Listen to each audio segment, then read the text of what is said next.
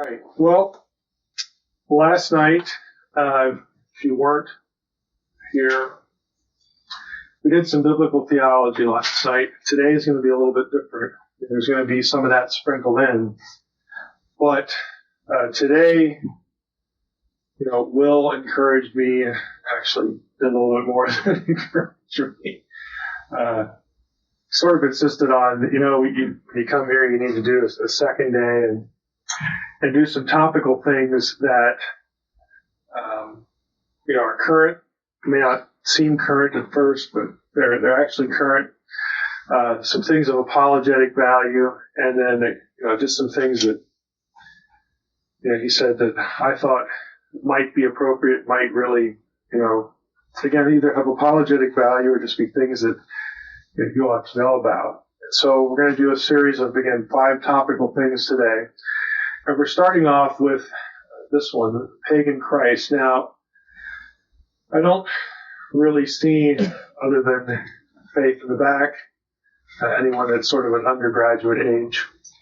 But let me just tell you, this topic here is something that most high school, college students are going to be familiar with, even if they don't know how to name it. Because this is an idea that, I'll explain what it is in a moment, but this particular idea that Jesus has some association with pagan religion is very current and gets a huge number of views on YouTube.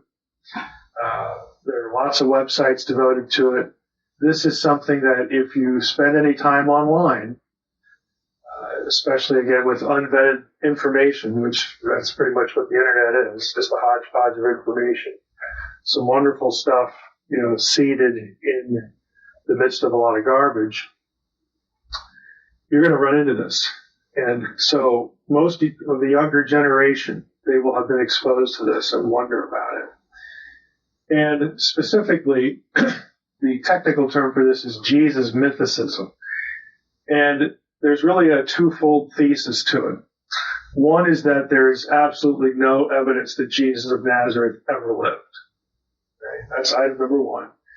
Item number 2 is that what we think of as Christianity, really oriented to the person of Jesus, who he was, what he did, all of that comes from pagan religions, basically a repurposing of certain elements of pagan religions, so that what you think of as Christianity and this person of Jesus is actually a mythical construct of, really an eclectic choosing of ideas from certain pagan religions and then just sort of mashed together to come up with this figure. So the Jesus mythicist doesn't believe Jesus existed, but believes Jesus is alive and well in the minds of millions. And he's just a misunderstood mythical amalgamation of pagan ideas. That's all he is. Now this approach, you just see, we'll start off with this one here. You will find this in print. Very few people who could actually call themselves scholars buy the Jesus mythicist view. Tom Harper is sort of an academic. I mean, I only know of one really credentialed New Testament scholar, but he's, I don't know, I don't want to be pejorative, but he says some other crazy stuff in other areas that make you wonder if he's not one brick short of a load, kind of thing. But he does have credentials. But these are if you're going to look for sources on the web, these are probably your 3 go-to sources for the Jesus mythicist idea. Tom Harper's book, The Pagan Christ. This one is a sort of a semi-popular, tries to be academic book by Timothy Freak and Peter Gandy. And this one over here has a very strong web presence. Akaria S. is a pseudonym. This is a woman author. Her last name is actually Murdoch. The Christ Conspiracy, the greatest story ever sold. And you will see, if you just Google like Jesus mythicist or Jesus myth or Jesus didn't exist, I guarantee this name will come up. has a very strong presence online.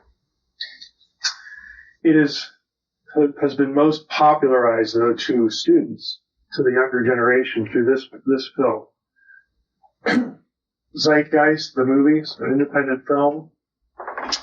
Zeitgeist is actually sort of a hodgepodge. This is from Wikipedia. It really blends a number of skeptical and conspiratorial ideas. And one of the segments of the film is about the historicity of Jesus. It puts forth the Christ myth theory, Jesus mythicism. So Zeitgeist, again, has been viewed millions and millions of times online. It's free. So that was part of the strategy. Make the movie, put it out there, and, people will watch it. It goes up on YouTube, and it's had very wide influence. But it throws in all this other stuff.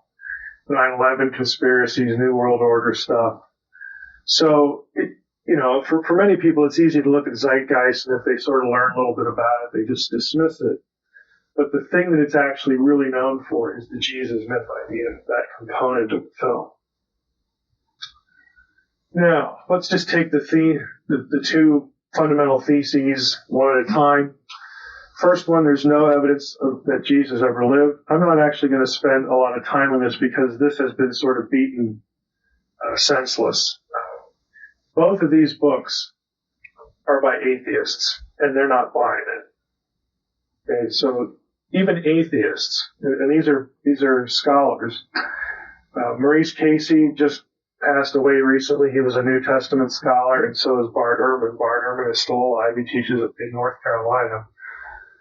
They are very well known in biblical studies, biblical scholarship. And Casey's book very specifically targets the whole Zeitgeist Jesus myth idea. It basically says, look, I don't believe anything about Jesus. I don't believe in God or anything like that, but it's absurd to say that he never lived.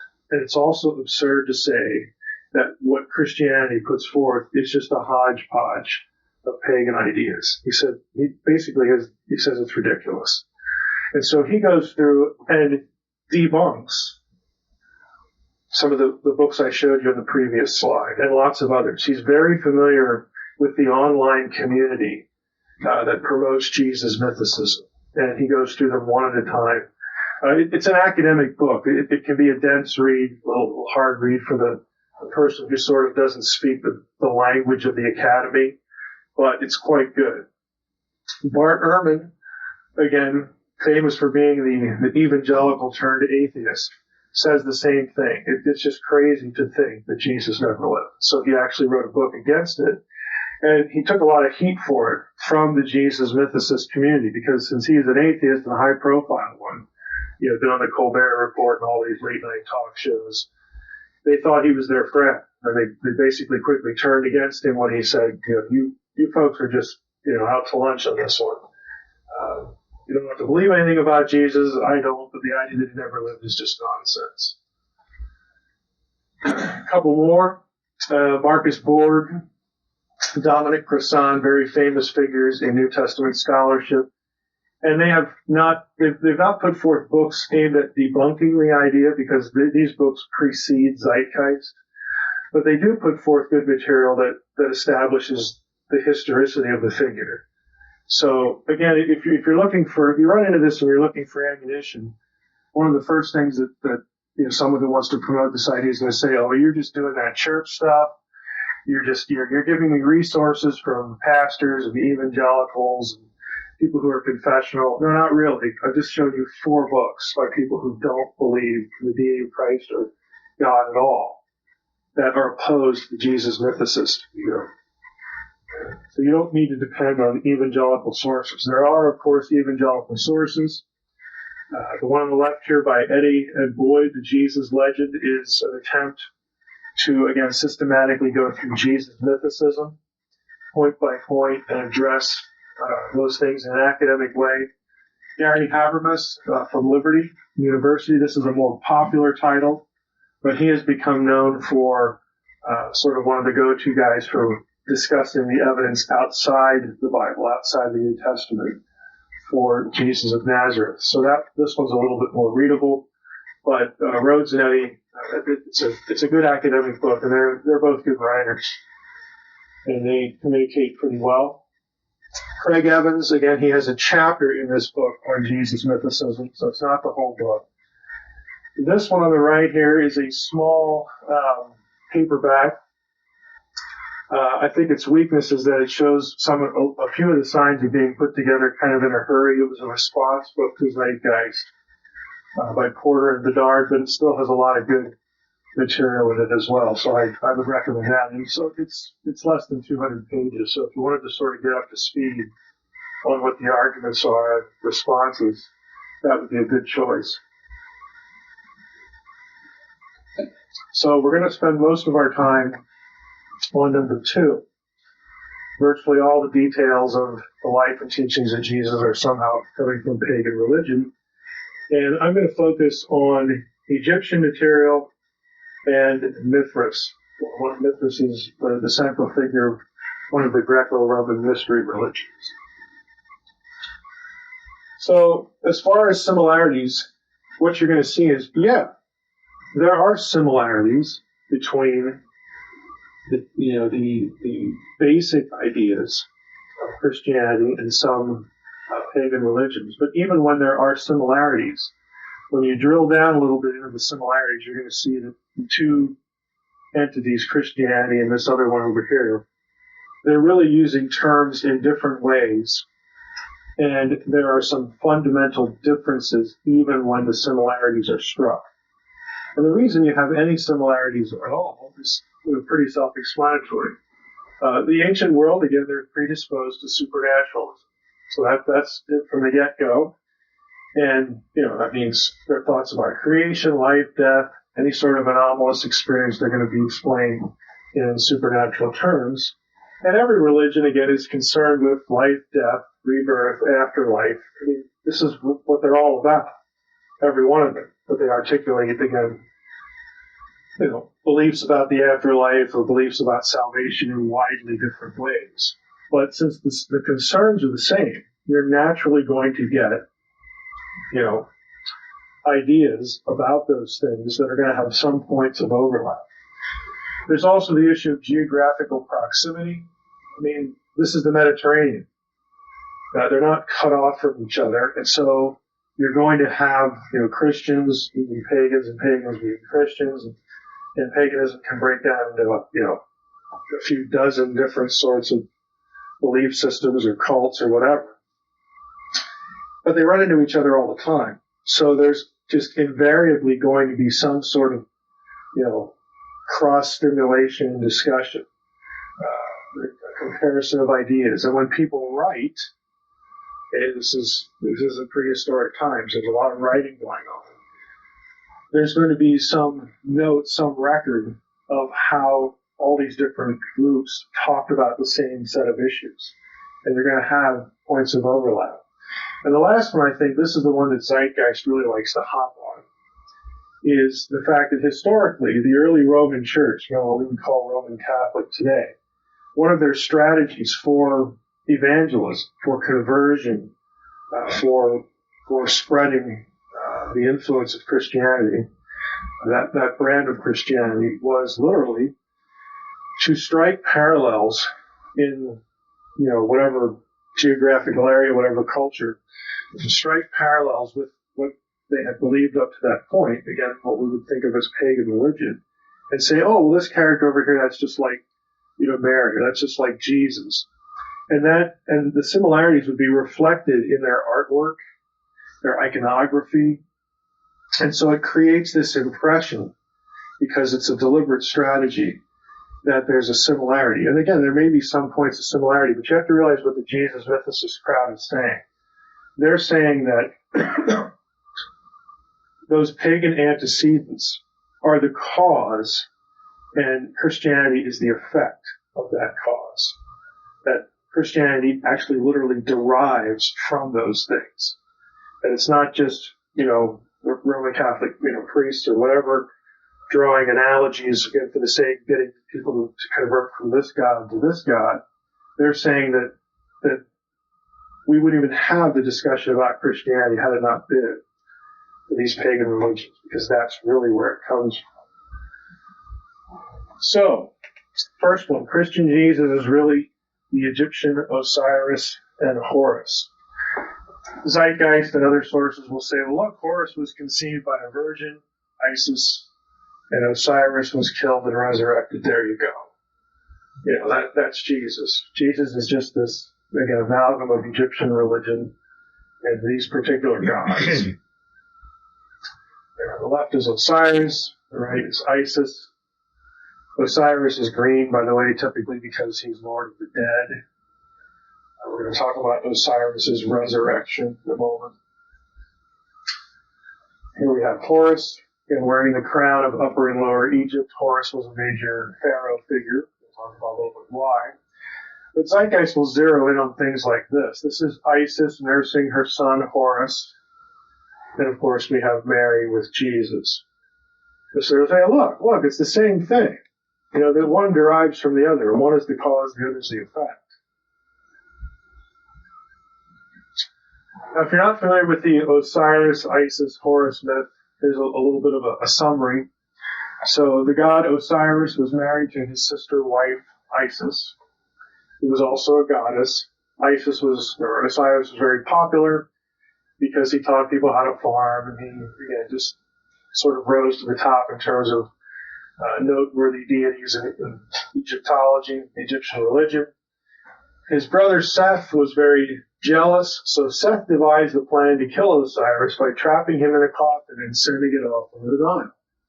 He was successful, but he didn't anticipate that Isis would go looking for her husband, Osiris, which she did. The coffin drifted to the country of Byblos and rested by a tree that over the years completely overgrew the coffin, and so the coffin was sort of encased in this tree. The tree was later cut down and used as a pillar in a nearby palace with the coffin still inside. When Isis discovered where the coffin was, she retrieved it and attempted to revive Osiris. During her attempts, Seth heard that the pillar coffin had been discovered. He got it, cut it up into 14 pieces, and scattered it throughout the Nile River. So he wants to make sure this time that he's done away with Osiris. Isis, though, didn't give up. She searched for the pieces and recovered 13 of 14. The missing one in some versions of the story is Osiris's penis, which was sadly eaten by a fish. Still, Isis brought Osiris back to life with the pieces she found and conceived their first child, Horus, either by magic or copulation, depending on the version. Now, some of the other versions will have Isis saying, I found 13 of 14, but the one that's really important here is missing. So she goes to Thoth, who's the Egyptian god of wisdom, and he fashions a penis of gold for the reassembled Osiris. And Isis brings him back to life, and they have sex. And the product of that is Horus. Now, so just look at the story. Isis is not a sexual virgin when she conceived Horus. Egyptian texts never claim that. They never refer to Isis as a virgin. So that's disconnect number one. Again, the Zeitgeist isn't going to tell you about it. Horus, obviously, the story in all the versions was the result of sexual intercourse between Isis and Osiris. Again, either because she found the penis in some versions, or if she didn't, he has one created for him. But somehow Isis brings him back to life. They have sex, and the result is Horus. And it's very clear that Horus is not virgin born the way Christianity has. Isis isn't a virgin because she was married to Osiris before. And B, Horus is clearly the result of a sexual union. So there were some real fundamental disconnects. Now, after Osiris is raised or reanimated, he becomes god of the underworld. Now, you can think about the underworld. I realize Egyptian religion can seem kind of bizarre, but we actually have some of the same thoughts ourselves. People die, but yet they're not really dead. They're living in the afterlife somewhere. Okay? Either heaven, hell, or some intermediate state. And that's why when you have Osiris here, he's alive, but now he's in the underworld.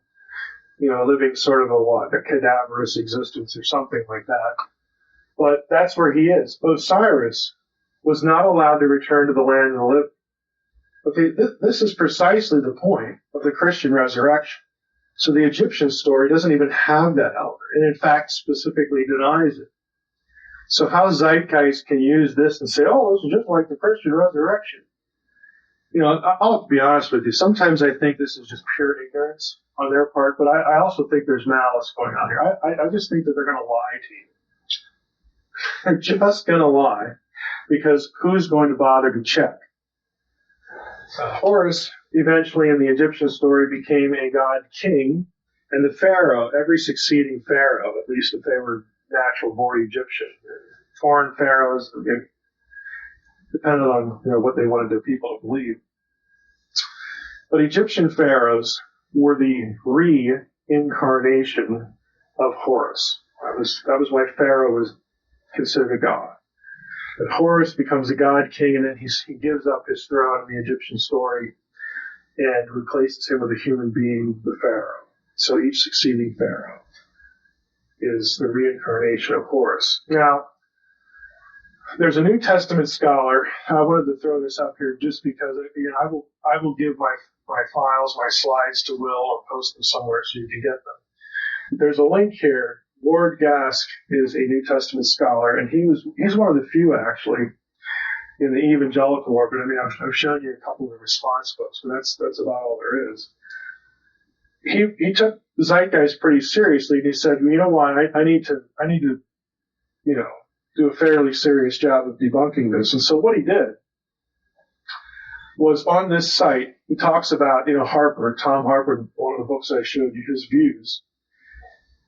And what Harper claims. According to Harper, there's no evidence that Jesus of Nazareth ever lived. They're basically all Egyptian religious ideas. Harper never quotes any contemporary Egyptologist or recognized academic authority on world religions for his claims. So Gask said, I'm going to go ask some. I'm going to go ask who this guy is. Harper, he found out, is really entirely dependent on, look at the dates here, 1880, 1963, 18th, 19th century, 19th century, authorities or writers, is probably a better way to say it, of more than a century ago. These are Harper's sources for this whole idea.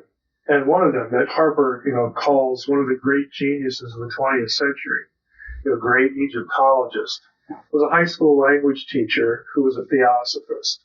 He has no credentials in the field at all. Okay, so Harper's sources are very suspect.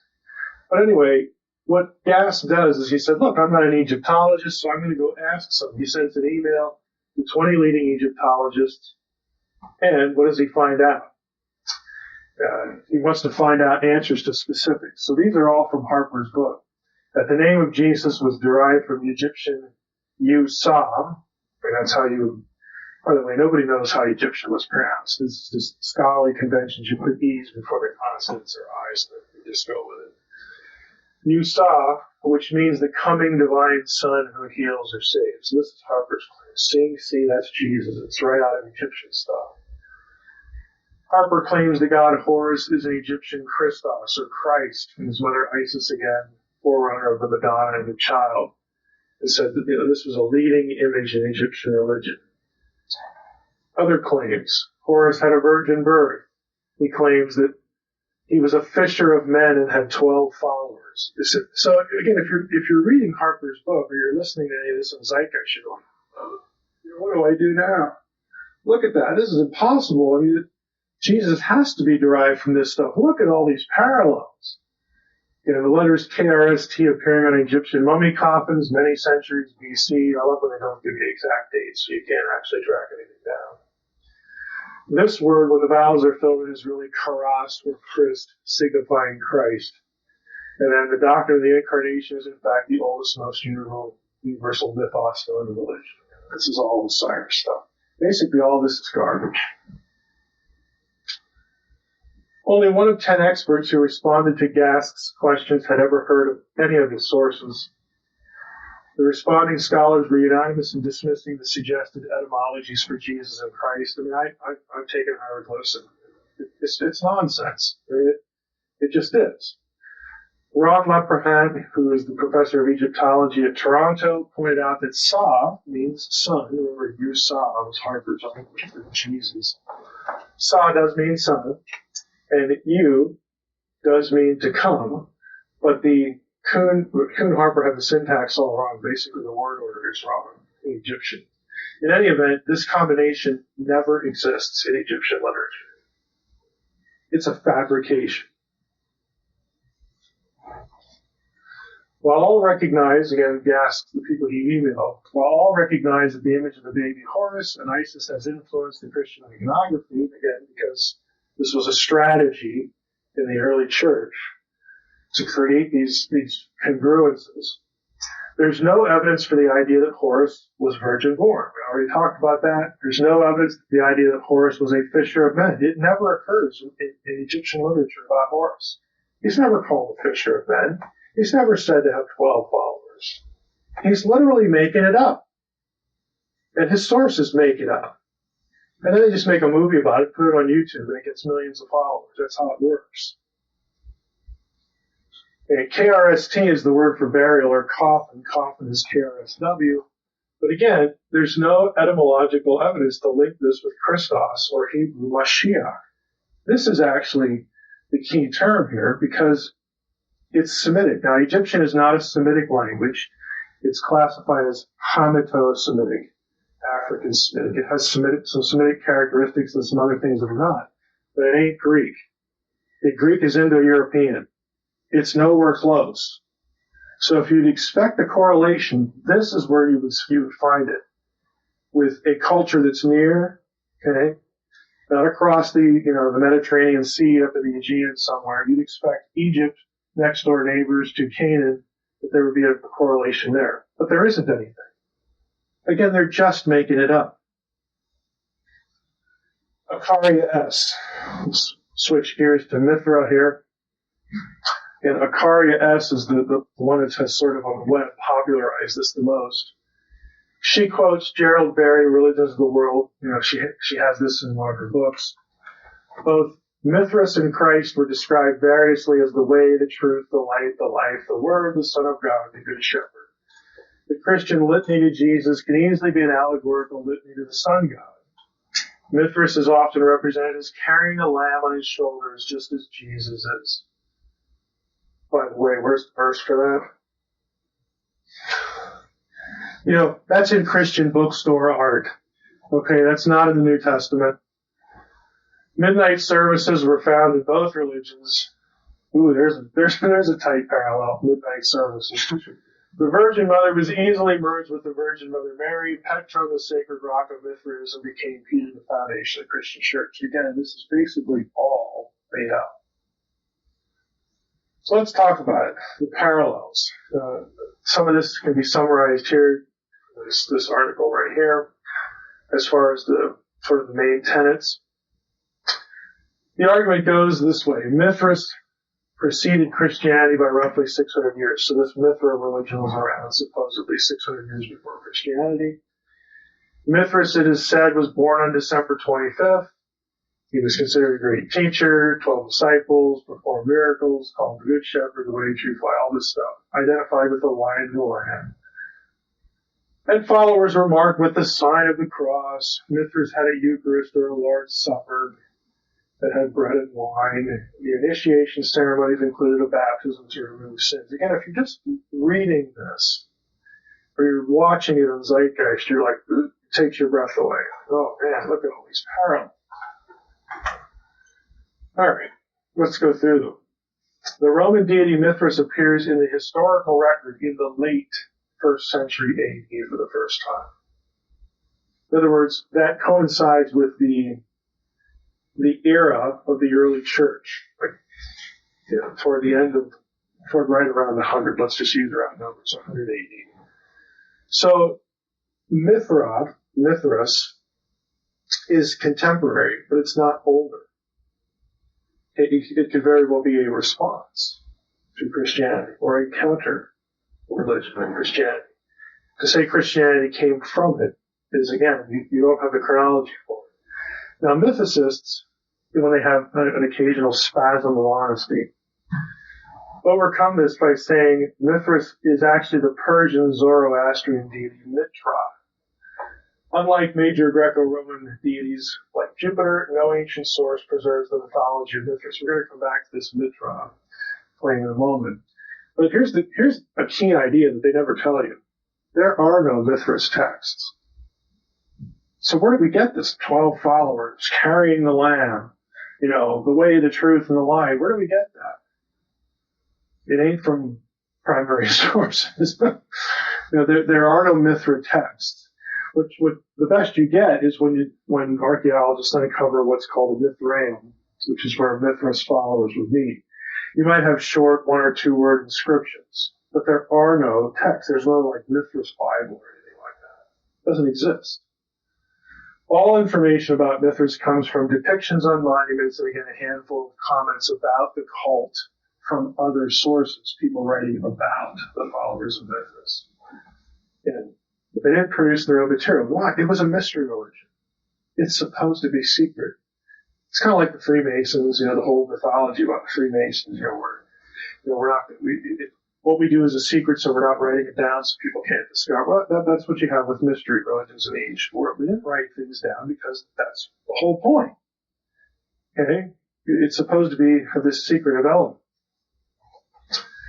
The temples of Mithras were always in an underground in a cave or a Mithraeum. These temples regularly feature iconography. This is a very familiar image in all of them. This is Mithras killing the bull, which was a ritual or ceremony known as the Tauroctony.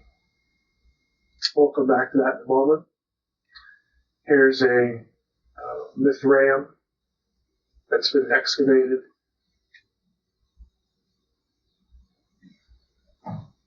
Modern study of Mithras actually begins just before 1900.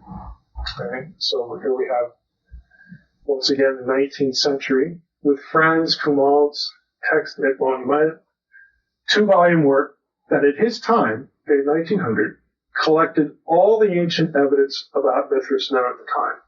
Okay, so he made an effort to collect everything. Cumont assumed, key word, we know what happens when we assume things, that Mithras was merely the Roman form of the ancient Indo-Persian deity of Mitra or Mithra. He just thought, it sounds right, so that must be the case. In the mid-1950s, Cumont's pupil, Vermaseren, published a new collection of monuments, new discoveries, and these are links to those materials, which added the archaeological discoveries of the last 50 years, but also highlighted how poorly the archaeology supported Cumont's theory, his own mentor. The 1971 International Conference on Mithraic Studies, Cumont's theory was abandoned officially in favor of a Roman origin for the cult. Vermaseren himself rejected his mentor's theory in 1975. Basically, he debunked his own mentor. Mithras did not precede Christianity by roughly 600 years. Okay. There is no, according to Vermaseren's work, Vermaseren tried to establish a connection between Mithras and Mitra from Persian Zoroastrianism and said, I can't find anything. There is no connection between the two. And that was a linchpin to Cumont's theory. And it was one of the leading reasons why it was abandoned. Because we can't say certain things about Mithras because they left us no texts. A lot of what they were saying about the Mithras religion was imported from Zoroastrian thinking. And without that connection, it's just a vacuum. And so they abandoned it. And anyone who's really a Mithras scholar knows this. Akaria S. is not a Mithras scholar. Okay, Tom Harper is not a Mithras scholar.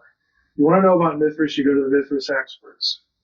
The people who actually do the work. And they're saying it's nonsense. What about December 25th?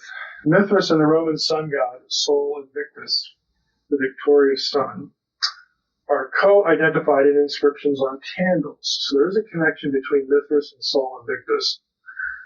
Other inscriptions distinguish them, but there are some who identify them. In AD 274, this is well after the Christian origins, Emperor Aurelian gave the cult of Sol Invictus official status alongside the other traditional cults of the empire. And according to the text, chronography of 354, the birth of Sol Invictus was celebrated on December 25th. This is how you get a Mithras birth date for December 25th, the connection to Sol Invictus. So, okay, let's just say Mithras, December 25th. Well, that's nice. And Christmas wasn't in December for the first 300 years of the church's history. By the way, Jesus wasn't born on December 25th. Okay? There's that little thing. Oh, what a shock. Yeah. But even in the early church, they didn't think that. They didn't even celebrate Christmas, the birth of the Savior in December. Some church fathers argued against celebrating the birth of Jesus at all. Okay, Origen was one of those. He said birthdays of gods were for pagans. So he actually opposed any sort of celebration. If, though, early Christians observed it at all, in the first 300 years, the celebration of Christ's birth was usually part of the Feast of Epiphany, which was on January 6th. Eventually, church authorities did settle on December 25th as the birth of Jesus, knowing that it coincided with existing pagan festivals honoring Saturn and Mithra by that time. So again, it was part of the strategy. We're going to link Jesus to familiar things for pagans in the hope that the pagans will say, oh, well, Jesus is really our God too, so let's worship him and join the Christian church. It was an evangelistic strategy. It sounds kind of odd to us, but that's what they were thinking. That's the way you move people over. You create familiar connections, and then you move them over to Christianity. This is how Christianity becomes the official religion all over ancient Europe. So in that sense, it sort of worked, but theologically, it's a mess. But like, who's caring about theology? That's just for boring people. The idea, again, was to convince pagan subjects to change allegiances. Western Christians celebrated Christmas on December 25th for the first time in 336, after Emperor Constantine had declared Christianity the empire's official religion. So you got a 300-year problem, essentially, if you're going to make the Mithras argument. Eastern churches, though, stuck with January 6th. It's one of the things that separates them. But again, there's no biblical evidence Jesus was born on any of these dates. Other claims. There's no evidence that Mithras was a historical person. Oops, we forgot about that one. Again, he appears in the historical record around 100, late first century. But the people in the mystery cults and their little inscriptions and the writers who were writing about Mithras, nobody ever claimed that Mithras was real. Again, isn't that a significant omission? Or I think it would matter a little bit. So the idea he had 12 disciples, that's a fabrication. He's not a real guy. He doesn't have 12 guys following him around. Okay? The idea comes from the zodiac. Since Mithra was the sun, remember he's identified as Sol Invictus, the victorious sun. Therefore, the 12 signs of the zodiac, that's where the 12 disciples come from. See that? This is what you got. This is where these ideas come from. But again, if you're reading Harper's book and you just see this list of parallels, it's like breathtaking. But then when you really drill down into it, it's like, you gotta be kidding. This is where it comes from? Well, yeah. Jesus carrying a lamb on his shoulders, again, there's no New Testament verse for that. Go to the Christian bookstore, look at some art, and you'll get it. Titles Good Shepherd, The Way, the Truth, all these, Savior, Messiah. Only the terms Redeemer and Savior can be verified as having any association with Mithras. And every pagan cult thought their deity was their Savior, and all that kind of stuff. However, worshippers of Mithras did not use the terms to actually describe him.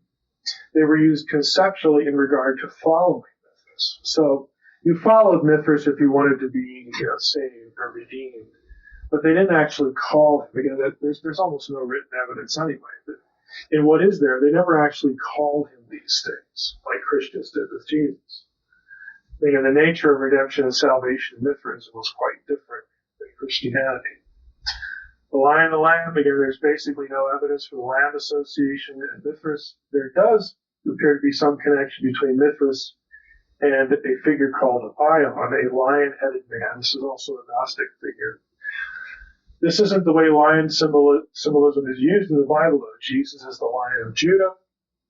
But lion imagery is also used to describe the enemies of Christians. So, while, okay, there's a messianic connection to the tribe of Judah, the symbol was a lion, that's really about all you get.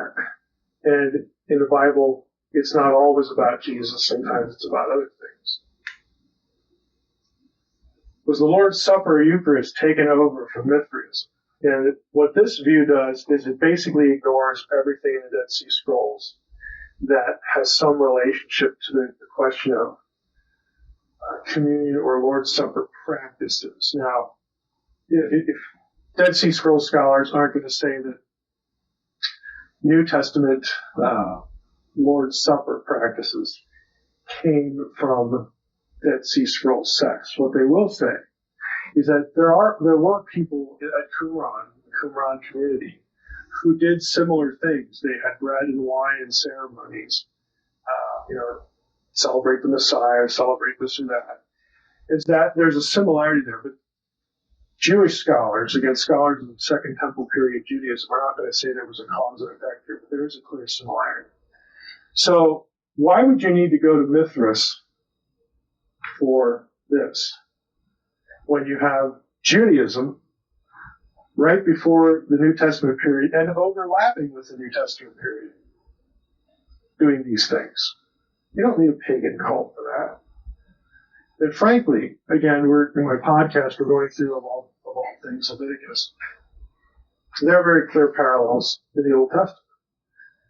Bread, wine, again, it's not like these were new elements to religious ritual and worship. And they used wine. They had the bread of the presence. And, what's so hard about this? Unleavened bread for the Passover, the Last Supper. It was a Passover meal. This is what you used. Why do we need Mithras for this? Well, the answer is clearly you don't. But, that's what they want to do. Again, and basically this teaching, this idea comes from Qumran's discredited assumptions and from comments by Justin Martyr. Here's what Justin Martyr writes. He was an early Christian apologist. Now notice what he actually says. He says, "For the apostles in the memoirs composed by them, which are called Gospels, have thus delivered unto us what was enjoined upon them, that Jesus took bread when he had given thanks, said, This do in remembrance of me, this is my body. And after that, after the same manner, having taken the cup and given thanks, he said, This is my blood. And he gave it to them alone, which the wicked devils have imitated in the mysteries of Mithras." So what Justin Martyr actually says is the opposite of what Jesus Mithras want to say. He's accusing the Mithraists of copying the Christians, not the other way around. Yeah, it doesn't mean the Christians copied from Mithra. Qumran evidence is clear. The Old Testament precedent for Passover is clear. You just don't need this. So you can read the line and say the opposite of what Justin was talking about, but I guess anything goes. What about baptism? And many pagan religions had ritual washings. Such a theme, baptism, could have been taken directly from one of the esoteric Jewish sects. Again, Eliade is not a Christian. He's a very famous scholar of religion. He's saying, look, Christian baptism could have had its origins in a number of places. And the logical place to look would be a Jewish sect, especially the Essenes, concerning whom the Dead Sea manuscripts have now had sensational to our knowledge. Indeed, it is not even necessary to suppose that an initiatory theme was borrowed from Christianity or by Christianity from some of the religion. Because there's nothing here. Mithras sacrifice that should be its type of a sacred bull to create life. Now, this is getting into what Mithra followers actually did. They had Mithras killing the bull and all the iconography. This is what they did. They would kill a bull, and it was part of a ritual to create life. Again, reverse the effects of death, life, death, afterlife. The followers were baptized in the blood from the bull. There's no reference to the atoning of sin. The atoning of sin through blood or Mithras atoning for sin. That wasn't why they were doing it. So again, it's a clear disconnect between what the followers of Mithras are doing in their mystery religion and what Christians are thinking. What about the sign of the cross? And if you want the source, I'm trying to get it for you. Branding in the mysteries of Mithras. Mithras followers were branded. They did put marks on them. But the authority on this subject says the idea that they were branded with the sign of a cross is a scholarly myth. There's no evidence for it.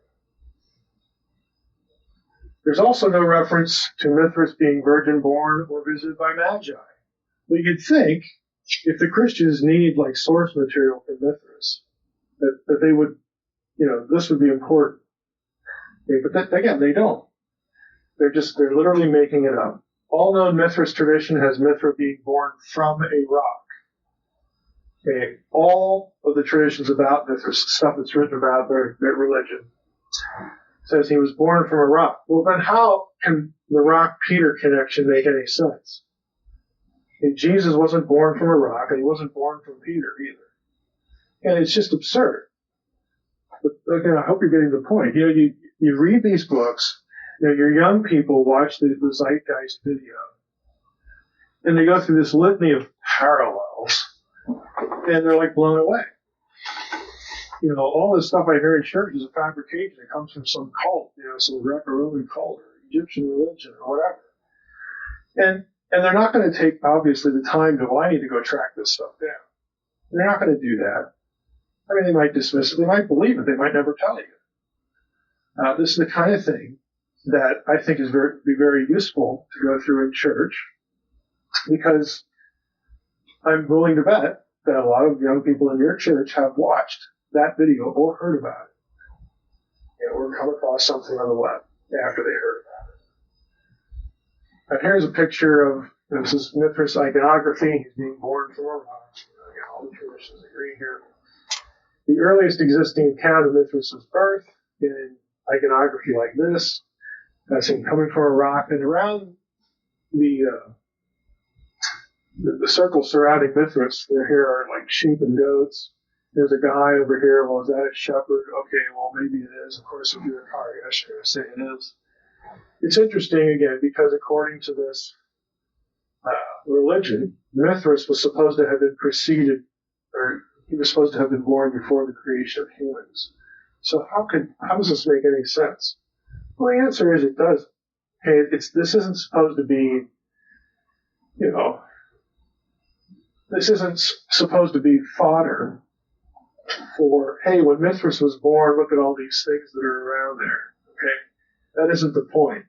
But yet, Acaria S will take something like this and say, well, look, Mithras is being born. There's shepherds there, just like Jesus. And if you knew anything about Mithras, shepherds didn't exist at the time. So the point of this iconography is not to say shepherds were present when Mithras was born from a rock. Because the actual Mithras theology, again, all the sources we have are people writing about what these people believe. But in all those sources, the idea is that Mithras was born before there were any humans. And so these details, again, have something else in mind. I personally think, and I'm not the only one, if you look at some of the other ones in here, that the Mithras religion was very tied into astrology, okay, to the zodiac, that kind of thing.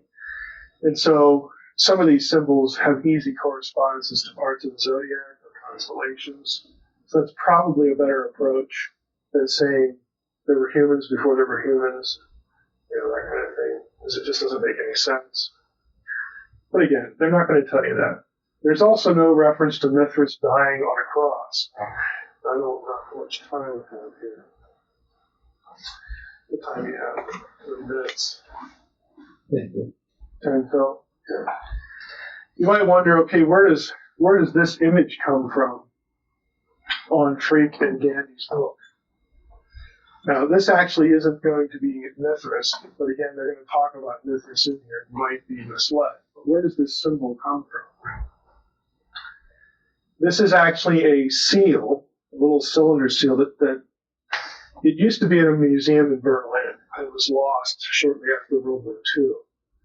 And what you did with these seals, again, you rolled them on clay or some other soft surface, and that created an impression. So here's the seal, here's the impression it creates. It's actually the reverse of this. It is associated with Orpheus or Dionysius. You'll notice there's an inscription here. Okay? Here's the inscription, Orpheus Bacchikos, refers to the mythological Greek musician Orpheus and the Greek wine god Dionysus. His Roman name was Bacchus. It's dated, the seal is dated 2 to 300 AD. So again, it's well after the Christian era. So you would think, well, maybe this is a parody of Christianity in some way. Maybe they wanted to diss Christianity in some way. But no. Now, Akari S. will tell you that Christianity came from this. Forget about the 200 or 300 year disconnect. The cross is actually not really a cross. If you look at it, the point at the end, it's sort of an anchor shape. And if you magnify this, there's no nails in the feet or the hands. Because there are no other Christian symbols on it, all comparisons with Christianity are circular reasoning. You have to read them into it, because there are no actual Christian symbols on the thing. Orpheus, who was the son of a muse, muses were goddesses, with superhuman music skills. They joined the expedition of the Argonauts, which may have something to do with the anchor shape. Argonauts, ships, sea, big anchors. What a leap. Saving them from the music of the sirens. Orpheus saved the Argonauts from the sirens by playing his own music. Orpheus was killed by being torn apart by a band of women. No, I'm sorry, he wasn't crucified. He was torn apart by a band of women. Kind of like Beatles. The mystery religion of Orpheus does go back to BC, but again, there's no crucifixion. It's not a crucifix, it's an anchor. And the inscription, again, it tells you what it is. Now, many scholars, though, consider the seal a hoax. You will find this in the literature, in part because Orpheus was not crucified. So what they're saying is, look, if it's not an anchor, let's just say it's a cross. That doesn't make any sense. So it leads us to believe that if someone was trying to make this argument, this might actually be a fake. There are scholars in the field of Orphic studies who think this thing is a fake. There's actually several. And the same for Dionysus. Dionysus was not crucified. There's no record that December 25th was ever significant for Orpheus or Dionysus. Dionysus was not virgin born. His parents were either, depending on the version of the mythology. Dionysus was either the son of Zeus and a mortal woman by direct copulation, or Zeus and the goddess Persephone. There's no virgin birth. Dionysus or Orpheus. Again, including closure. This is about the seal, the object. To this part of the inquiry belongs the mention of the curious and much discussed seal or amulet in Berlin. Again, it's no longer there. It was. The design on this seal, again, the figure, which I took from this quote, which is dated in the 3rd or 4th centuries AD, shows a crucified man. And we're making that assumption.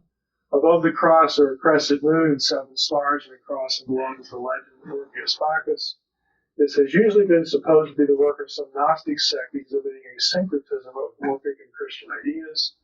Just as Christ is seen in Christian monuments with attributes of Orpheus, we have working in reverse, and because of the strategy to create correlations with other gods. So here, by a tribute from the other side, Orpheus is representing the attitude of Christ. Kern, who is the collector of the amulet, recanted and expressed himself convinced by the expert opinion of Ryle and Zahn that the Orpheus Bacchus gem is a forgery. So the guy who actually collected it originally came around to believe that it was a fake. So even if it's not, you have a number of incongruences with it.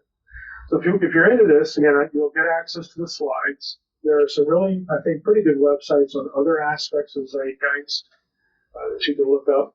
And I would say for students, again, and anybody who has access to this library here, use the databases.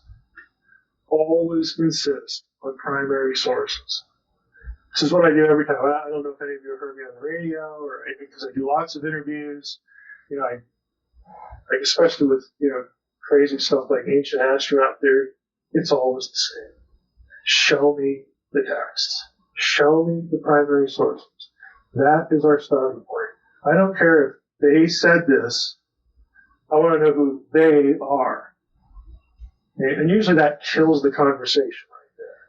Because it's about peddling mythology.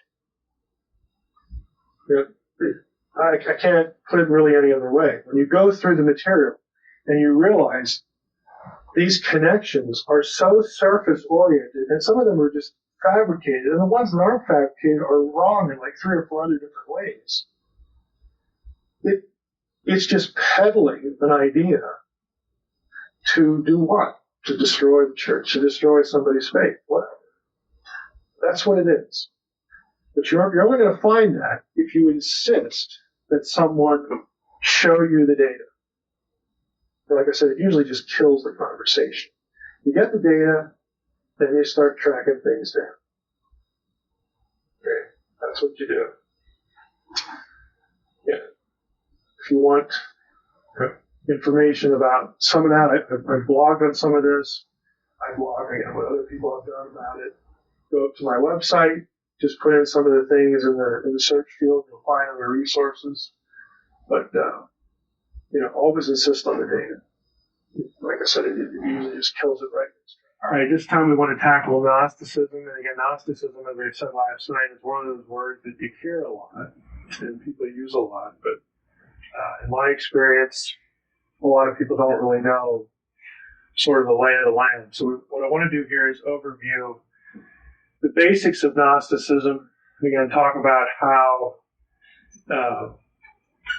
it presents Jesus ultimately, because Gnosticism was a major theological, religious, conceptual competitor to Christianity in the early centuries of the church, a significant concern.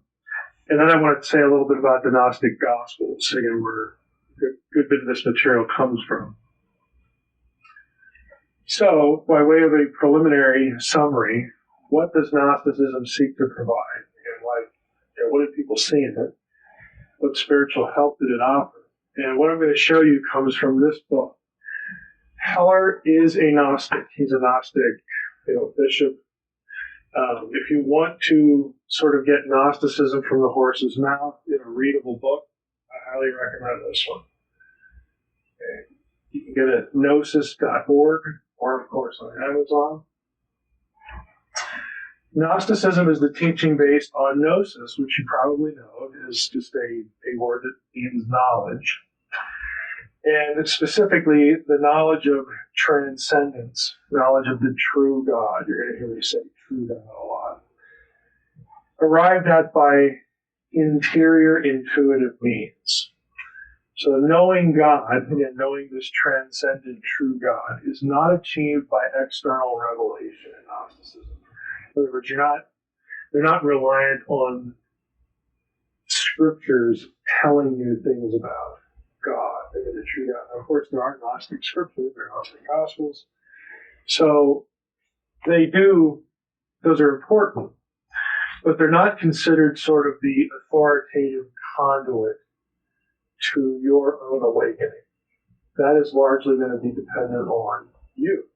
And of course, you paying attention to enlightened teachers, people who've already had their eyes open to this special knowledge. We'll talk about what that is. To suggest, again, gnosis suggests there's something we don't know that needs to be known. And that something is Gnosticism's story, the realization of which is what produces salvation. So what you need to know, the Gnostics would say, is you need to know the truth. You need to know the truth about who you are, about who the true God really is. And he's not the God of the Bible. He's not what you think. And neither is Jesus. So as you're enlightened to these truths, you will become awakened. Really, the focus is inward. You'll become awakened to who you really are. And that's the important goal. We'll talk about what that endpoint is. Gnosticism fundamentally recognizes a few fairly obvious things. Earthly life is filled with suffering. All forms of life consume each other, visiting pain, fear, and death upon one another. Natural catastrophes bring further suffering and death in their wake, and something just isn't right about the world. So, who would disagree with that? Something isn't right about the world. Many religions advocate that humans are to be blamed for that. The fall, they fall into sin, and that kind of thing. Gnostics reject this. Gnostics do not believe that there was a fall of humanity. Of course, Jews believe this. Orthodox Christianity, and again, just traditional Christianity believes this. Gnosticism doesn't buy it at all. Gnosticism argues that the blame for the world's failings lies not with humans, but with the Creator. This is just the way the world is. Since, especially in the monotheistic religions, the Creator is God, this position sounds blasphemous. Okay? But again, you have to unpack what the Gnostic is thinking about God and the true God, what that all means. So let's take a look at Gnostic cosmology and their theology. In the beginning, and this is the ultimate beginning of everything. This isn't the beginning of the creation of heaven and earth. This is like even way before that. In the ultimate beginning, there was just the true God. The true God is a pre-existent, uncaused, perfect being. Okay? What's wrong with that? Christians would believe that. The true God is referred to as the light. That's a familiar thought. The true God had male and female aspects. Gnostics look at the true God that way because the true God is going to create things. Again, by analogy, this is how things are created in our world. So this is how they articulate the idea of God, the true God, creating something. These aspects are sort of like father and mother. They bring forth many emanations. So what you have is that the true God sort of, from his own essence, produces what are known as emanations. And the emanations are also referred to in Gnosticism as eons. And eons, I have them in different colors because they're viewed variously as male and female. Together, the eons collectively are referred to in Gnostic thinking as the pleroma, which is a word that means the fullness. So collectively together, they are the fullness of the true God. And we give them male and female faces here. So again, you have the true God that produces these emanations, these eons from himself, and together they are the pleroma. If you were here last night, this isn't terribly foreign, from biblical theology of God, the divine counsel, and all that kind of stuff, except for a fundamental disconnect. The true God in Gnosticism is not the God of the Bible. We'll get to who that is in a moment. So there's a significant disconnect there. The true God and his emanations, his aeons, exist in, again, this heavenly, spiritual, otherworldly realm. This red line here is the dividing line between the material world we know, which at this point in Gnostic cosmology doesn't exist yet. It's just the true God and his emanations. One of these emanations, the female one, is known in Gnostic cosmology and theology as Sophia, which is a word that means wisdom. And again, if you know about Proverbs 8, specifically verses 22 and following, in biblical theology, God had a co-creator. The agent of creation in Proverbs 8 is wisdom. And wisdom is spoken of in feminine terms. So, in the Hebrew Bible, this doesn't have anything to do with actual gender. And in ancient texts generally, unless you have a truly polytheistic system, it's not really actual gender. In the Hebrew Bible, chokmah, Hebrew, the word for wisdom, is grammatically feminine. That's why the pronouns used in Proverbs 8 are feminine ones, because it refers back to them now.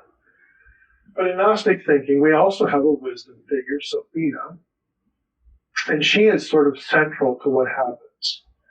Sophia decides, I'm going to sort of leave the group, and I'm going to go out and act on my own. I want to be like the true God who made me. And the way I can do that is to create something myself, just like him. I want to imitate him. And so she decides, I'm going to do that really without permission. And so, sounds good. So she says, I'm going to do that. I want to be like him. So she creates a deity, a deity figure. And I'm using Blake's picture of the maker here. Because this figure, right here, is going to be the creator of heaven and earth. This is the God of the Bible. And he's not a good God. Because when Sophia breaks from the group, commits an act of really rebellion or transgression, even though she had good intentions, it's something that she's just out of her league. You don't really know what you're doing with creation. In fact, you need a male consort to create. You're not me. You're not the true God. You can't just do this on your own. Collectively, all of you are the true God of fullness. So just one of you is just an inferior being. And you're just going to mess up. And she does. She creates this being that Gnostics refer to as the demiurge. And he creates heaven and earth. And also with heaven and earth, he says, I need some helpers too. I need some henchmen. And so the demiurge creates some pretty bad dudes. They are going to be called the archons, which is a really familiar term from New Testament theology. We talked about it last night. It's one of the terms for Paul's dominion overlords in the unseen world. The demiurge also creates humans, just like the Bible story. So in Gnostic theology, the true God is this sort of indefinite, undefinable, sort of impersonal being up here. The demiurge is the result of an error or a rebellion. But this is the God of the Bible, and he creates earth as his own domain, and he creates henchmen to help him run it, and he creates humans to be slaves. They're going to work the planet, and these guys are going to keep them in line. They're going to assist me. So in Genesis 1, when it says, let us create humankind in our image, what the Gnostics are thinking is, these guys either participate or sort of watch or do something because they're going to have a role in keeping the slave in line. But a human slave in Gnosticism is sort of a soulless thing. It's kind of a pitiful, soulless being without, intelligence or anything like that. It's just more or less robotic. It's a pitiful existence. Well, Sophia's watching all this, and she's going, this was a horrible mistake. I should not have done this. And so she has pity on the human. And she thinks to herself, that I got to do something about this. I can't let these hapless beings here suffer under the dominion of the demiurge, the maker, is what the term means, and his henchmen. So what does she do? She can't stop it. It's already happened. So what she does is, you know what? I'm going to take a little bit of myself, a little bit of my essence, my divinity, and I'm going to put it in the humans. Now, that little, here's the phrase, that little spark of divinity is going to live in them and flourish in them. And it will create the possibility that they can be awakened to what? To gnosis, to knowledge. Well, what knowledge? The knowledge that you're not just a slave here on earth. You need to know who this God really is. He is an evil entity. He has made earth a miserable place. It has evil built into it, and you're at the mercy of it. You need to know who he is, really. And you need to know that within you is a spark of divinity that comes ultimately from the true God. There is, as Ben-Hur in the movie says, although it was a terrible line in the movie, and I love Ben-Hur, that there's God in every man. This is where the idea comes from. This is Gnosticism, the spark of divinity. So salvation for you is you awakening to the fact that you are divine. You are not just you and your body. You are not just body and soul. You are, in fact, divine.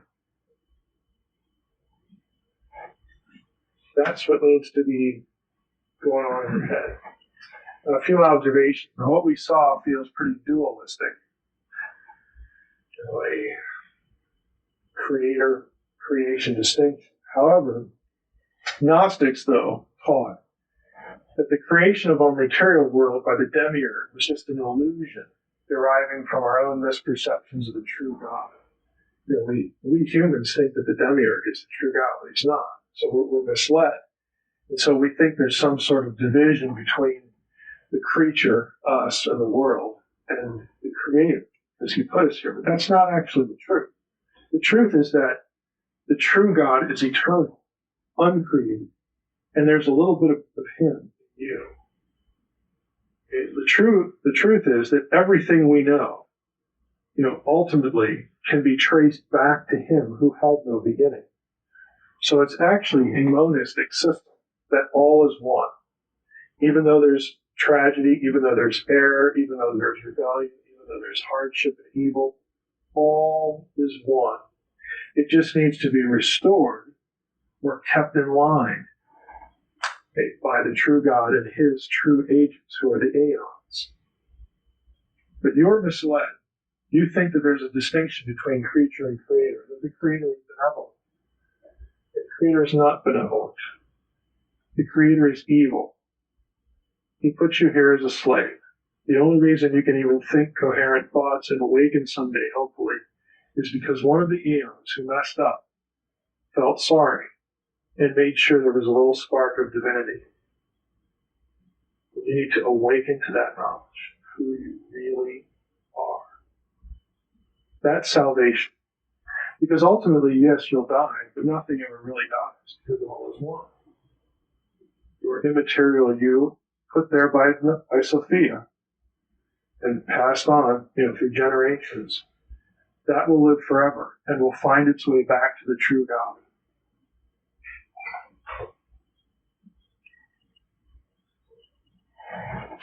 Salvation. Let's throw this in. There's a role for the Christos in Gnosticism, the Christ. The Christos is one of the eons in Gnosticism. And the Christos, of course, knows what's going on and knows that Sophia made a mess of things and knows that, she's trying to do the right thing here. So the Christos decides, I'm going to try to help too. I'm going to come to earth and manifest as a man, or some Gnostic texts have the Christos sort of entering man. So he's either manifests as a man, which means he's not really a man. He just, sort of looks like one. Or the Christos enters into a human, So there's no real direct incarnation through virgin birth or anything like that. It's like a possession, okay? Possessing a body. So the Christos comes to earth to do what? To reveal the light. He wants to try to teach people who they really are. He wants to try to teach them what happened and how that God is in every man and what Sophia did and how they need to awaken to the fact of their own divinity. And then that will be salvation, to come to that knowledge and return to the true God. So this is his mission. Christos comes to earth to reveal the light. Who's the light? The true God, not the maker. The true God. The demiurges, archons, and the powers of darkness manipulate humans to kill Jesus, in whom is the Christos. So again, the maker and his minions are evil. The Christos, after this event, returns to the light, returns to the playground of the rest of the eons.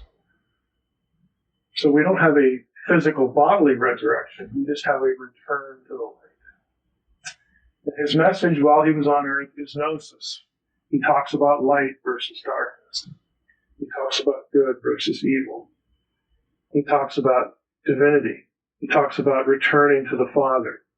And basically, you can go through the New Testament and take all the catchphrases of Jesus and recast them into the system. And that's what Gnosticism did. Now, summary, just for this point. Gnostics believe the following. The true God and the divine creator of the world are different beings. Quite different. Evil and suffering are the fault of the demiurge, not a human fault. The world is evil because he's evil. And he created the world in his own likeness and humans in his own likeness. Humanity was created but has the spark of the true God in it by means of Sophia. She's the heroine, ultimately. Salvation for humans is not about deliverance from sin, but being awakened to their own divine nature. This is the part that I said sounds like Oprah. This is Oprah theology. Human destiny is to return to the light, return to the true source of human consciousness, to journey back into the cosmos, to meet the true God. That's our destiny. Let's talk a little bit about the Gnostic Gospels. By the way, we'll return to this point. Back to the cosmos. It's a big theme in pop culture, movies, comic books, the whole. A lot of that stuff is just warmed over Gnosticism for entertainment purposes. A little bit about the Gnostic Gospels. Now, you'll often hear Gnostics claim that, well, our Gospels are the ones that, like, the official church people just eliminated from the New Testament, kicked them out, kept them from being accepted as sacred. There was this great big conspiracy. And, you know, they're contemporary with the Gospels you people think are inspired. You know, they were all written at the same time, and they were all sort of up for grabs and that kind of thing. It's not true. So I want to talk a little bit about the Gnostic Gospels from the Nag Hammadi. Now, this was popularized in the Da Vinci Code. This is from the Da Vinci Code. So Dan Brown says, and one of his characters says, more than 80 Gospels were considered for the New Testament. Makes it sound like, you know, a tournament. Around the tournament or something. And yet only a relative few were chosen for inclusion. Matthew, Mark, Luke, and John among them. These texts are, quote, the earliest Christian records and the unaltered gospel. So Dan Brown of the Da Vinci Code makes this claim that, hey, it was all up for grabs and the Gnostic texts just lost. But in fact, the Gnostic texts are the oldest ones. And they're unaltered, which means the ones that you're reading have somehow been altered and changed. So what are the Nag Hammadi Gospels, Nag Hammadi documents, otherwise known as the Gnostic texts? It gets the name Nag Hammadi, again, because of where they were discovered. Down here in Egypt, Nag Hammadi texts are a collection of 13 ancient codices, which are like a book form. They're tied on one side. Discovered in 1945. The books were quickly sold on the black market. And here's some photographs, codices, but were obtained eventually by the Egyptian government. They were taken to the Coptic Museum in Cairo. Again, the Coptic Church is still very active in Egypt. Since antiquity, Egyptian Christians. And another few years went by before scientists were made aware of their existence. 1966, at a conference in Italy devoted to Gnosticism and these new texts, so roughly 20 years later, James M. Robinson assembled a group of editors and translators to publish the Nag Hammadi codices in English in collaboration with the Institute for Antiquity and Christianity in Claremont, California. Robinson oversaw the project. In the meantime, a facsimile edition, which I'll show you a page that in a moment, in 12 volumes, did appear between 1972 and 77. Subsequent editions, 79 and 84, from E.J. Brill, which is a major scholarly publisher. The Robinson translation was first published in 1877. Here's a copy of the cover. Obviously still widely in circulation today. Logos has a digital version of this, which is great for searching. I'll show you. I think I have some screenshots of it. The introductory material in that edition notes this, that the Nag Hammadi texts are a library of 4th century papyrus manuscripts. So I'm sorry, Dan Brown. If you go by the manuscript evidence, they are not the oldest Gospels. They're not even close. Consist of 12 codices again plus 8 leaves, so on and so forth. Do we have any other hard evidence that the New Testament Gospels are older than the oldest Nag Hammadi material? What about the entire New Testament? Is that older than the Nag Hammadi material? Well, yes, it is. They are, and it is. Now, I'm going to go through this just to try to explain. What I'm going to show you, again, chronologically up here, there you have the crucifixion. And here's the end of the 1st century, so on and so forth. I want to show you how the material of the New Testament is quoted in sources that predate the Gnostic Gospels. Okay, so that tells you it was around before the Gnostic Gospels.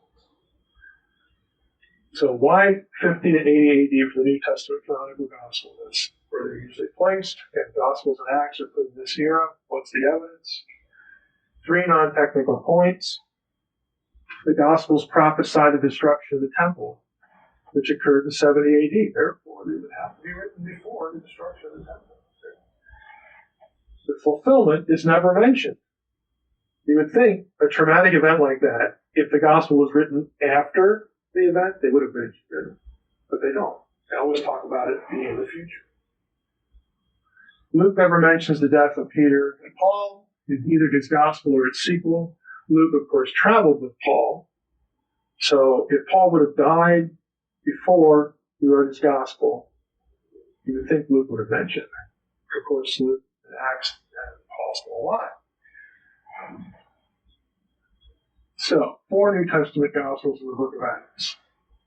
The Epistle of Pseudo-Barnabas, which is dated 70 to 79, quotes both Matthew and Mark.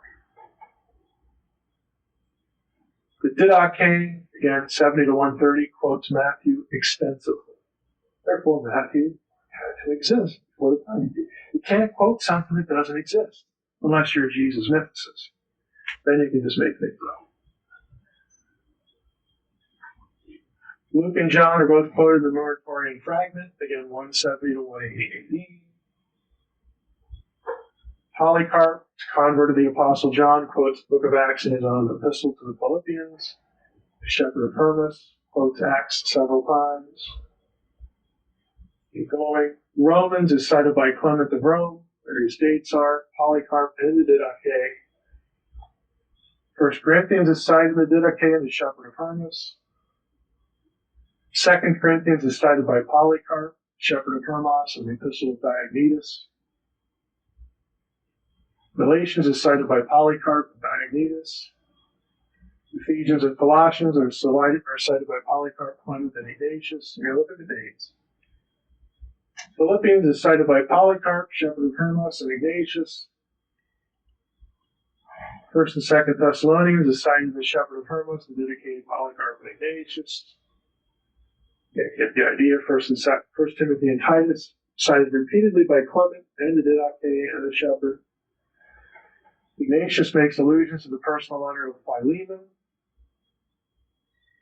About general epistles and Revelation, the book of Hebrews is cited frequently by Clement and the Didache. James is also cited by Clement and Ignatius. First and Second Peter is cited by Clement. First John is cited in the shepherd of Hermas. Second John is cited by Polycarp and the Moratorian fragment. Third John and Jude are also cited by the Moratorian fragment. And Revelation is cited in the Didache, shepherd of Hermas, and by Justin Martyr. Every book in the New Testament is cited 200 years before the Gnostic Gospel, as they existed Coptic. The fact is that the followers of Christ had chosen the four canonical Gospels as the true story of Jesus very early, before any of the surviving texts of the Coptic Gnostic Gospels, and likely before the Gnostic Gospels were composed, even in Greek, with the possible exception of Thomas. Thomas is the only one that might overlap, might be earlier than 200, but the other ones, no one fights about. Gospel of Thomas actually is the gospel either, kind of the same. It's a collection of sayings, ostensibly by Jesus. It's not like a history. It doesn't have a birth. The history doesn't have anything with the gospel. It's a collection of sayings. So John dies in 96, 144. You have Marcion, the Gospel and the Apostle. There's just some other things here. Justin, Memoirs of the Apostles. And the point here is that the first generation after the apostolic era looks upon these books and these people as historical figures of the previous generation.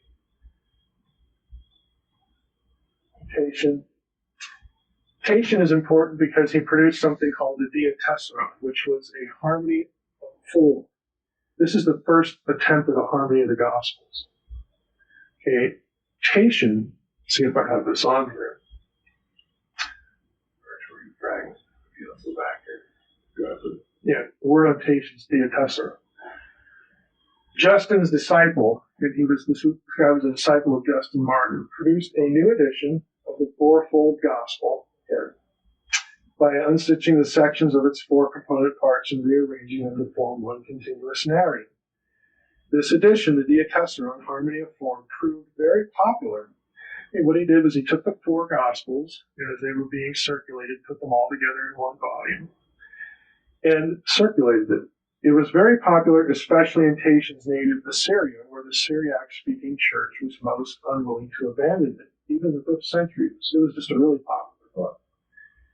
Now, why is it important? Because the Gospel of Thomas, people have tried to date very early in the 1st century. The manuscript evidence is much later than that, though, late in the 2nd century. But since parallels to its more explicitly Gnostic concept and terminology date from the 2nd century, it's probably no older than the end of the 1st century. So it post-dates the Gospels, but it's still pretty old. The attribution of the Gospel to Didymus Judas Thomas shows that it derives from the East Syrian Christian tradition of centered in Edessa. Now, here's the point. The Gospel of Thomas, let's just take the oldest secure date. Let's say it's like 100 AD. And it's the only Gnostic text that you can even have a conversation about. It would have been known to Tatian. Okay? Gospel of Thomas derives in the East, the eastern part of the Roman Empire, where Tatian, was doing his work. He would have known this gospel. Here's the point. He doesn't include it in his harmony. When Tatian assembles a harmony of the Gospels that he considers inspired and canonical, it's the four we have right now. He did not include Thomas. If it existed, we'll just presume it did.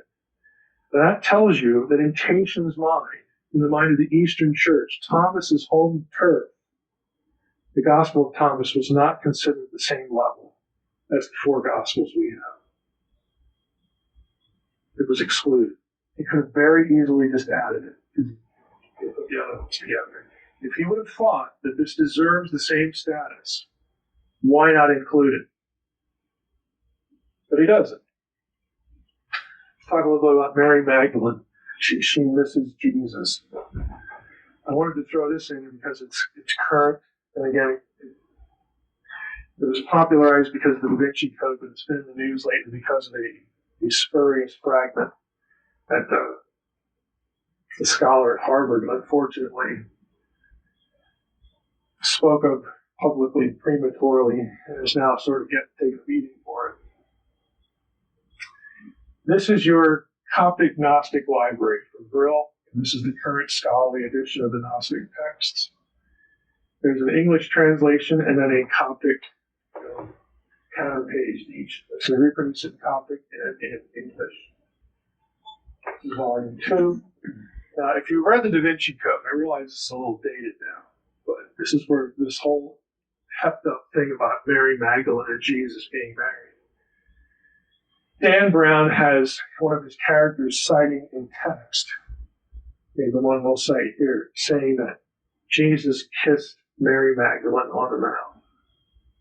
And he cites this text. So say that they had a relationship, they're married or romantically involved. Well, the problem is, if you actually go to the primary source, here's the text. He loved her, we don't know, what's going on here, more than all the disciples, and used to kiss her often on her. The text is actually blank. There's a hole in it. But Dan Brown fills it in for you. Now, Coptic scholars, of course, know this, so if you look at the footnote, you could say on her blank, possibly her mouth, or her feet, or her cheek, or her forehead. These are all sort of symbolic gestures that were common in the ancient world. All of the Coptic words for mouth, feet, cheek, or forehead, and only mouth really denotes possibly anything romantic, the other ones don't. All of them in the manuscript, there are enough spaces for the Coptic letters to form each of those words. So it is completely ambiguous. So what Dan Brown did in his book, The Da Vinci Code, was just fill in the blank for you and never tell you. So he led millions of people, who were reading the Da Vinci Code, which was just a runaway bestseller, into thinking that there was an ancient text out there that has Jesus and Mary Magdalene making out. That's what he did. Here's the actual transcription. It's blank, so on and so forth. And was Jesus married? Let's take a look at the Nag Hammadi text. I think I ran a search for this. Should get to see it. I'm not going to go through the whole thing. I only have a few minutes. But if you actually search for married, or truncate the search with an I, with an asterisk for married, you don't get very many hits. And again, if you get the slides, if you reproduce the search, if you search through them, you will never find Jesus and Mary Magdalene married. You'll never find Jesus married to anybody in the Gnostic texts. Ever. Not even one place. So you say, well, why did they put that in the Da Vinci Code? What's he doing? These references here to married, I can pick one of them here. Let's just switch the search. Yeah, for some reason that will bug the right.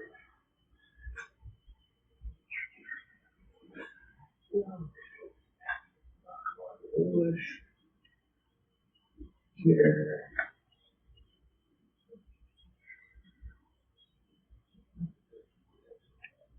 There we go. Let's just click out. Now, if it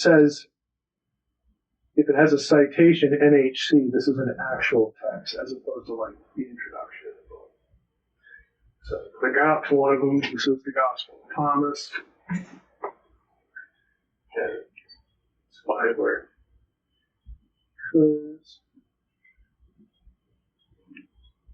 okay, just a reference to married sexual intercourse. You go here. Married persons. Again, you just go around. You're not going to find any actual text any actual line in the entirety of the Gnostic Gospels that have Jesus married to anybody. Same thing if you search for wife and the word Mary, nothing. So, again, what Dan Brown's doing is literally making it up.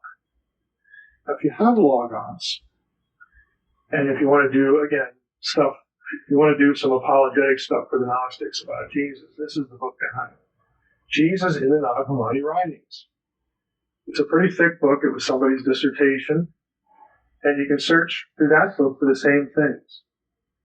It should be obvious. We just looked at the primary text. Now we look at the secondary text here, dissertation.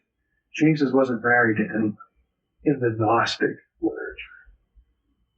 Even they don't have the idea. It's a popular myth. Now, recently, we were treated to this fragment. This is from the Harvard Divinity School website. And the fragment has this line. It said, Jesus said to them, my wife, and then it's blank. And this was just like national headlines, national news, huge press conferences, just, like, wow, the Da Vinci Code was right, here's evidence, and all this sort of thing. Well, not really. Karen King is the one who obtained this text from someone and made the unfortunate mistake of actually publicizing it. This has become known as the Gospel of Jesus' Wife. And this is from August 2015, so a month ago. For the last, I would say, probably year, there have been Coptic scholars coming forth that have exposed that fragment as a forgery. And frankly, not a really clever one. What the guy did, this is sort of a summary of the situation right here. What the guy did was he used a concordance of Coptic texts. He had an actual piece of papyrus. He took a concordance of Coptic texts and copied out certain lines and little phrases from that text and reproduced them by hand on this ancient fragment and then produced this text. And it was deemed authentic because carbon-14 has the material being so old. But the problem is when he did that, you can't just grammatically, especially in an inflected language that uses endings for grammatical agreement, you can't just take terms out and splice them together because you create grammatical errors when you do. And so there are a few Coptic scholars who looked at the text and said there's something fishy going on here because there are parts of this that are ungrammatical. And they literally trace down every word and every phrase in some other text. So they caught him, and whoever it was got caught. So if you wanted to go up to the website, I just have a few examples marked here again. It was Grudden's Interlinear, and he created the Gospel of Jesus Wife using material from the Gospel of Thomas. The forger only had to switch third-person masculine singular pronouns to their feminine equivalent and make a patchwork text. But it included telltale signs of forgery, including the apparent repetition of the typographical error from the interlinear. So somebody actually got the text wrong when they reproduced it for the book. But the forger didn't know that. So he got caught. Whoever it was got caught. But this was in the news. This has been in the news for a couple of years. And there's nothing to it. It's bogus. Okay, again. So again, if you want to look at the links, you can go to the links and read the whole story about the Gospel of Jesus' Wife. And that's what you're going to get. So that's your introduction to Gnosticism. Like I said, we'll come back to this cosmic thing, this quest to return to the original source of everything in the next thing you do. So we'll take a break again. Yeah. Can I ask one real quick question? When you had this slide on kind of breaking down, I guess this Gnostic pantheon, or whatever you want to call it, the demiurge. What's his name? Okay, demiurge is a term that just means the maker, the creator. But he goes by different names in Gnostic texts. Again, he's a bad guy, so that the names are pejorative. He's called Saklas, which means the fool. There's one at Yaldabaoth. There's another term. There's a third one that's escaping me here, but none of them are very flattering. Fool. I can't think of the third one, okay. But it's not. They don't like it. So the Gnostics refer to the God of the Bible as the fool. Because he's a bad guy. Yeah, his little character helpers, who do they equate to? They're the archons. I mean, it's a ruler now. You don't have what scholars consider full-blown Gnosticism as a system, as an organized, systematic religion. You don't have that in the New Testament era. You do have sort of the threads and components of it in the New Testament era and a little bit before, because Gnosticism is actually very eclectic. It has to do with, again, like mystical realities and stuff like that. So it'll draw on Jewish mystical texts. It'll draw on early Christian mystical texts and sort of put them all together. It draws some things from Zoroastrianism to make it work. But a lot of scholars think that archon as a term is one that Paul did not coin, again, for. And Paul uses terms like principalities and powers in our English translations. One of those terms is archon. So Paul didn't make it up, so he's getting the idea from somewhere. And it basically is just the term for geographical rulership that the Gnostics also used, because these are the guys who help the demiurge run the earth. In biblical theology, in Paul's theology, it goes back to Deuteronomy 32:8-9, which is what we talked about last night. If you weren't here last night, if you're not familiar with the idea, in Deuteronomy 32:8-9, I'll show it to you.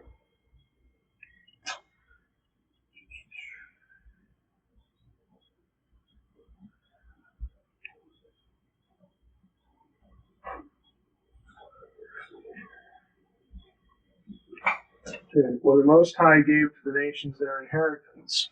We just quote the interlinear. The Most High gave to the nations their inheritance. When he divided mankind, he fixed the borders of the peoples according to the number of the sons of God. But the Lord's portion is his people, Jacob his allotted inheritance. This is the ESV. Just about every other translation will not read sons of God. It'll read sons of Israel. Sons of God is the correct reading. This is the reading that comes from the Dead Sea Scrolls. What the ESV did was incorporate the Dead Sea Scroll reading right into the running text instead of putting it in a footnote. But like I said last night, you don't need to be a textbook critic to know that this is the correct reading. All you need is a little knowledge of biblical history. The Most High, we know who that is. When was mankind divided? Tower of Babel. Okay. So, how does it make any sense for God to divide the nations according to the number of the sons of Israel at Babel? It doesn't. Israel didn't exist. Israel only begins to exist in the next chapter after Babel, Genesis 12. If you look at the table of nations, again, the nations that were divided, they're listed in Genesis 10. They were told how they were divided in Genesis 11 at Babel. Israel is not on the list. So, we can talk about text critically why we have this other reading. We did a little bit of that last night, too. But here's the point. Biblical theology teaches the idea that in response to the human rebellion at Babel, they were not dispersing the earth like they were supposed to. They're instead building a ziggurat, which was part of a temple complex that's specifically designed to locate the deity, to summon the deity there, to put the deity at their beck and call. And Yahweh of Israel, his response is basically, I will not be chained. I do not obey your beck and call. You don't want me to be your God, I'm going to give you what you want. I'm going to disinherit. We're getting a divorce. Okay? I'm going to disinherit you. I'm going to sever the relationship between me and the peoples of the earth. I'm going to scatter them. I'm going to divide them. And I'm going to put them under the authority of the sons of God. Because if you go to the parallel passage here, in Deuteronomy 4, again, these aren't the only passages by any means. Read this. Moses is telling the Israelites, beware lest you raise your eyes to heaven when you see the sun, the moon, the stars, all the host of heaven, that you be drawn away and bow down to them and serve them. Things that the Lord your God has allotted to all the peoples under heaven. But the Lord has taken you, brought you out of his fiery furnace, out of Egypt, to be his inheritance. So God disinherits humanity. I refer to it as the Romans 1 event of the Old Testament, God giving them up to their own desires. It says, from now on, I'm not going to be relating to you directly. I'm going to allot you to other lesser divine beings. And I'm going to allot them to you. They're going to administer you. They're going to run you're part of the earth.